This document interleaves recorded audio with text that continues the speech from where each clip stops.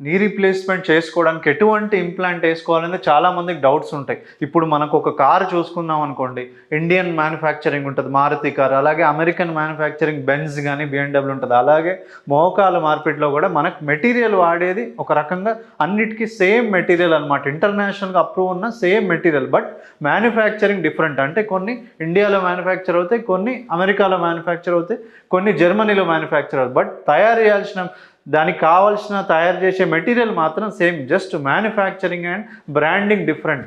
చాలామంది ఏంటంటే American implant మంచిదా, ఇండియన్ ఇంప్లాంట్ మంచిదా అని చాలా డౌట్స్ ఉంటాయి. బట్ మీరు గుర్తుపెట్టుకోవాల్సింది ఏంటంటే అప్రూవల్గా ఇంటర్నేషనల్ వస్తేనే ఏ ఇంప్లాంట్ అయినా తయారు చేయడానికి ఉంటుందన్నమాట. దానికి వాడే మెటీరియల్ వచ్చి కొబాల్ట్ క్రోమియం మెటల్ కానీ, మెటల్ ఇంప్లాంట్స్ కానీ, టైటానియం ఇంప్లాంట్స్ కానీ వాడతారు. సో వీటికి మెటీరియల్ మాత్రం సేమ్ ఉంటుంది. Just branding and manufacturing different ఉంటాయి అంతే. సో ఎటువంటి ఇంప్లాంట్ అయినా కూడా గుడ్ రిజల్ట్స్ ఉంటాయి. దాని గురించి మీరు వరీ అవ్వాల్సిన అవసరం లేదు.